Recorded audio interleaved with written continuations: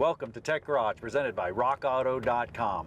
Well, a little different look today. We're actually going to take a car on a test drive, and the campus is closed, so there's no traffic. This is a good opportunity to do it. We're looking at a 2011 Cadillac DTS with 56,000 miles. Now, everybody runs into this, Brian. I mean, what are we looking for? There's going to be a ton today. This is a really good show. Yeah, it's absolutely a great show. It's going to help you get the most of any used car investment you're going to make. So we got to start with some of the most important things first. Brakes. Yeah, let's see how that does. Is it going to stop, or is it going to make any noise, or what's going on? Ooh, got a little bit of groaning there. Oh, yeah. Could be a rotor. Noise, yep. Could be a rotor. We need to look. Did it pull either way? No, it didn't pull too bad, but I had a little bit of pedal pulsation. But the key here, Brian, is listening, feeling, smelling. You know, you're feeling for any kind of twisting, any kind of steering, anything like that. You know, it's easy to get swayed emotionally on a really nice car like this. It's got truly a Cadillac ride. It's got Cadillac style. It is so nice inside. The creature comforts are incredible. All the power amenities appear to be working. You know, you want this car. Now, there's a clue. Looks like we've got some inspection on the brakes to do. Yeah, sounds like the rears, but you know, it's tough to tell. A test drive is a critical piece of the puzzle. I mean, we have to know what's going on, and we would have never known that. The brakes could look brand new. That could just be glazed. Yeah. Maybe a little bit dirty. I mean, there could be all kinds of issues. Once we get it back in the garage, we're going to get a good look at the tire tread, see if we got any feathering, any strange wear patterns on the tires. Could give us an indication around struts. We've got suspension components worn. But, I mean, generally speaking, it feels pretty tight. Watching you drive it, it sounds pretty tight, but I love the fact that just one test drive, this is our first one in this car, we got the groaning. It does sound like from the rear. Yep. That's great, because now we can make a better mathematical decision. If that's something we can repair, then we should negotiate that as part of the deal.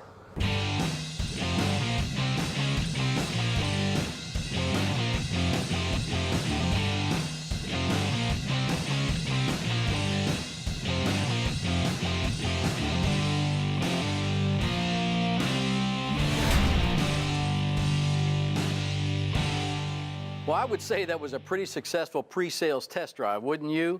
You'll recall that the only real concern we came up with was that groaning sound, we think from the back at low impact, low speed braking. So we've got the wheel removed so we can get a better look at that whole system.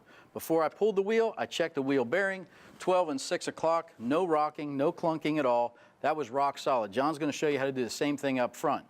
But I ran a Carfax on this before the test drive. Now that's key. Run it before so you have some bias, some lens to look for problems. The Carfax said that it was rear-ended a few times. Looks like lightly. There was no airbag deployed. Nothing catastrophic showed up on this report. But I do know there was damage done back here and it had to get repaired. So before I jump into the brake repair, I want to take a look at a couple obvious things.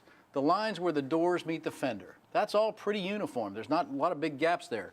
Where panels meet panels, that all looks pretty good through there. But what I'm really interested in is up underneath, all of the suspension components and links. Is anything twisted? Does anything look irregular? Does anything look concerning? And really, it doesn't. Everything looks like it's right where it's supposed to be with no twists, no bends. So again, I think it was non-catastrophic damage, but worth your time to look while you've got the wheel off. So this is going to be a little bit atypical brake job. Everybody knows how to replace pads and rotors, and we may have to do that. But the reason we're working on it this way is we think that groaning is telling us we've got some glazing on the face of the pads and maybe even a little bit on the face of the rotor. So before we throw a bunch of money at this and replace it all, which we could do, I wanted to check the thickness of the rotor. I check it. It's fine. We're good. We're within spec.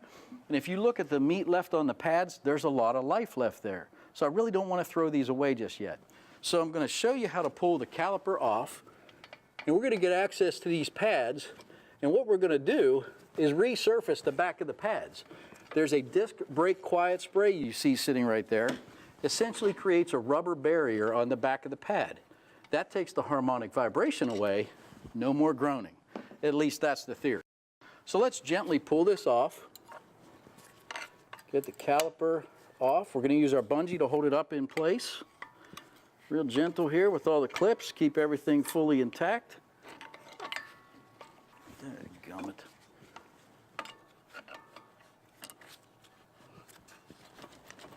Okay, come up here. We're going to use our friend the bungee cord. Come up in, grab a bite. Strap this up out of the way. No obvious damage to that caliper as I look at it. Everything looks pretty good there. Let's get a pad out and see what we can see.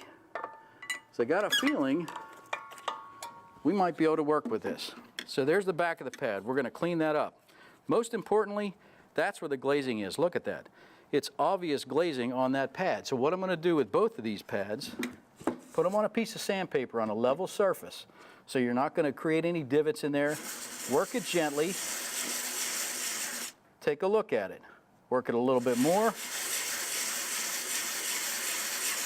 Take a look at it. You can see that glazing starting to disappear. We're not trying to take a whole bunch of material away. We want to get our coefficient of friction back by getting a nice clean surface here. So that's pretty good. That looks almost like a new pad. Let me hit it one more time, and that looks really good. So we're going to do the same thing with the second pad. Let me wipe down the back here and give you a good look at what we're going to do. This is the disc brake quiet spray. This is going to create a rubber barrier, a couple passes. You've probably seen these. You probably recognize the color. Like to get it uniform. Don't drag the pad through it. Okay, I'm going to let that dry. Do the same thing on the back pad, on the back of the caliper. And we're going to put this back in and see if we do it on both sides, if we get rid of our groan. I got a pretty good feeling this is going to solve the problem. We'll find out together. Stay with us on Tech Garage, brought to you by rockauto.com.